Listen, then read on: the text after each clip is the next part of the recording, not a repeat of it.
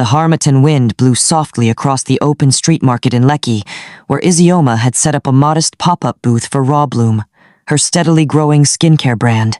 Colorful banners flapped lazily overhead.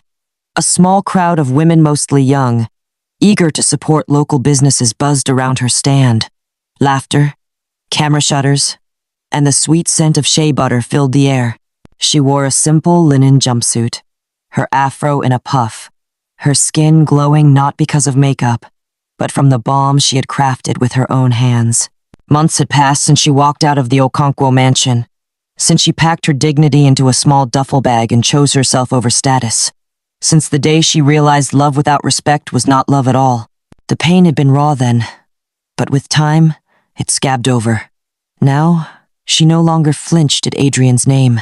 She no longer stalked the blogs or wondered where he was. Her life had changed. She had changed. But across town, in a glass tower that overlooked the Atlantic, Adrian Okonkwo was drowning in silence. His once glitzy life had turned dull. Parties bored him. Models annoyed him. Even the sound of Pamela's voice, which once amused him now, grated like chalk on metal. He had tried, after Isioma left, to pretend it didn't matter. For a while, he buried himself in work, but her absence echoed through every boardroom meeting, every dinner gala, every Sunday morning. It was in the little things. How no one asked about his skincare anymore. The compliments he used to get had vanished.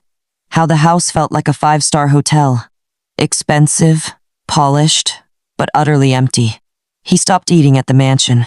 The staff walked on eggshells. Even his father noticed. "You look thinner," Chief Okonkwo said one evening. "You don't look like someone winning."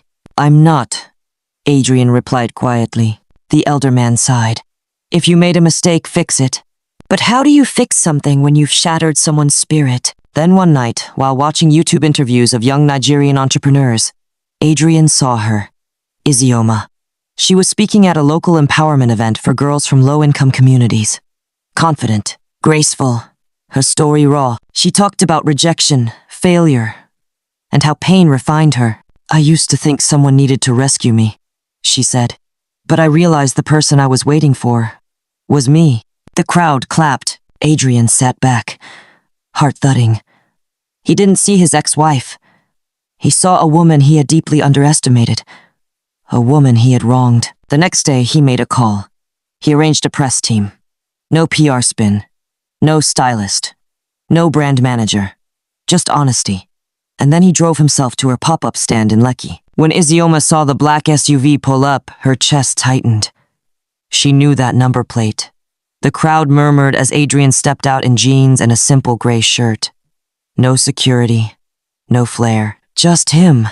Walking through the crowd like any regular man. Cameras clicked furiously. Influencers whispered in shock. Then, without a word, Adrian walked to her booth, took a deep breath and knelt.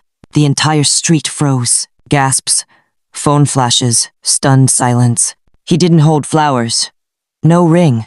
Just his hands clasped and eyes glistening with something real. "I'm not here for love," he said, voice loud enough for everyone to hear. "I'm here to apologize.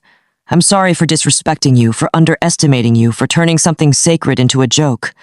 I let ego guide me, and I lost someone irreplaceable." He reached into his pocket. Not for a ring, but a check. "I know you don't need help, but I want to invest in Raw Bloom.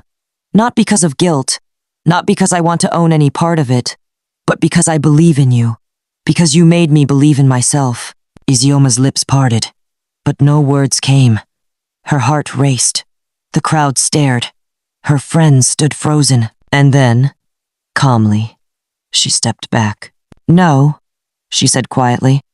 "Adrian's what you fell." "I don't need your money," she continued, her voice steady. "Not like this. If this is a real apology, then let it be just that."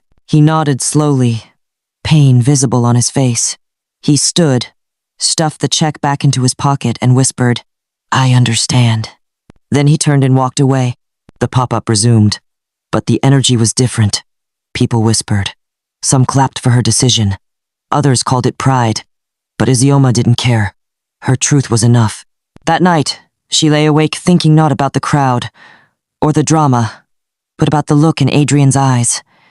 It wasn't the arrogant smirk of the man who once mocked her. It was the sorrow of a man trying to repair what he broke. Weeks passed. Raw Bloom expanded rapidly.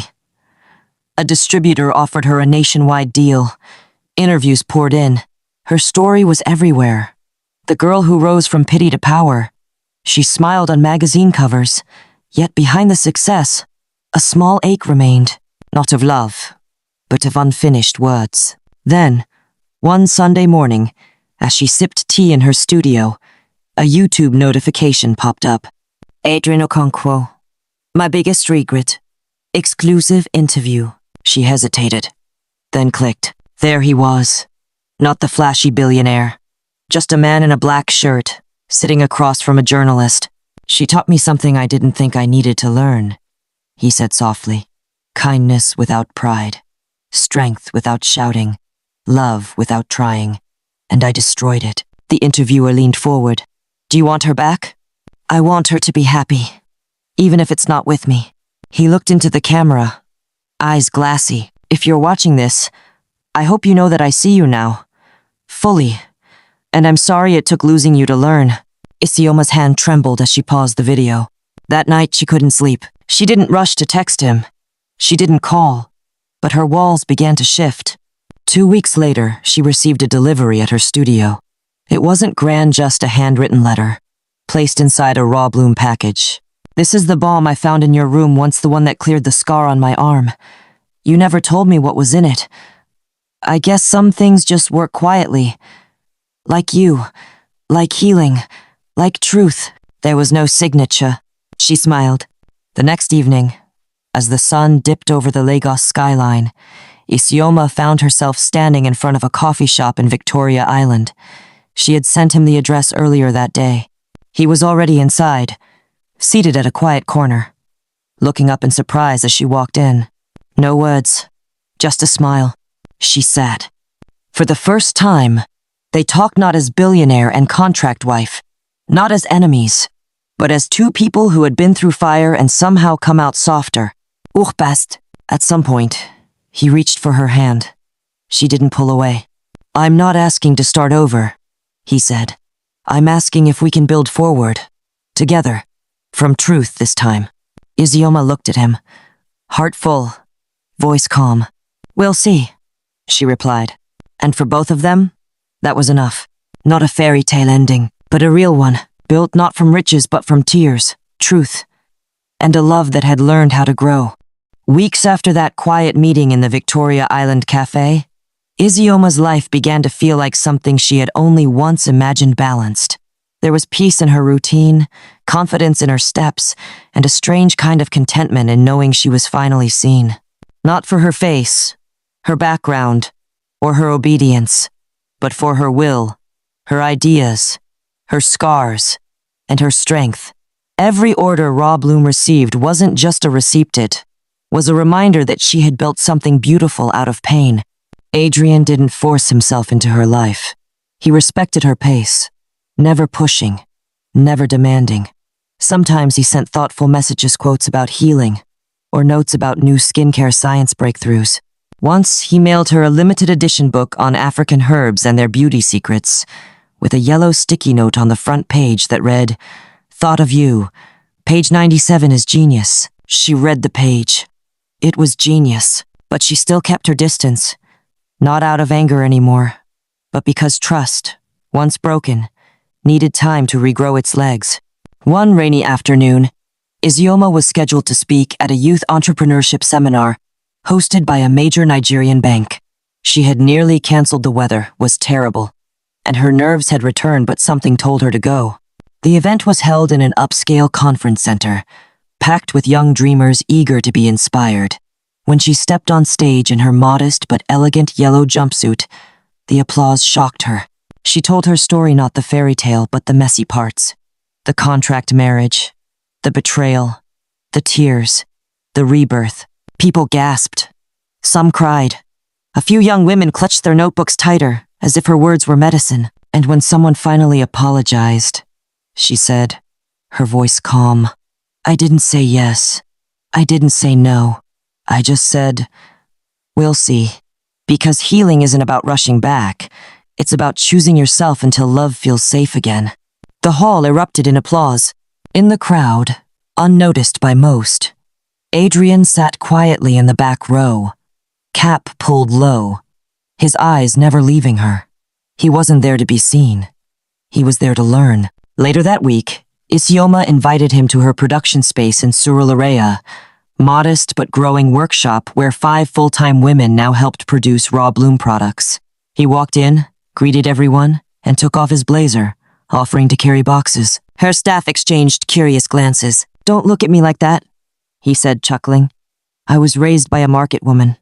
I know how to lift." That day, they laughed more than they had in months. When she offered him one of her new face masks, he didn't hesitate to apply it, right there at the back office, cracking jokes with the staff while it dried. It was odd, surreal, and healing. By evening, as they sat on the rooftop terrace of the building, watching traffic lights blink across the Lagos skyline, he turned to her. "I never knew I could feel grounded," he said. "Everything was always a performance." Isioma sipped her zobo. "You wore your pride like a Rolex," he laughed. True. They sat in silence for a while, the warm night breeze brushing across their faces. "You're not asking for anything now," she observed. "No," he replied. "I'm just grateful to be here, to watch you do what you love." And somehow, that honesty without expectations moved her more than any grand gesture ever could. Weeks later, during the launch of Raw Bloom's flagship store in Ikoyi, she invited him not as a date, but as a partner in progress. He sat beside her mother, who had traveled down from Enugu just to see her daughter rise. After the ribbon was cut and the cameras clicked away, a journalist approached her. "Is he your man again?" the woman asked, glancing toward Adrian. Isioma smiled thoughtfully. "He's someone I trust to show up. And sometimes, that's even more powerful than love." Adrian, overhearing, didn't interrupt. He simply smiled and continued serving guests small gift bags of scented shea samples. In that moment, neither of them needed to define anything. They were building forward, brick by brick. Trust before romance, peace before passion, reality before fantasy. And this time, there were no contracts, no games. Just 2 people, learning what it meant to rebuild from truth.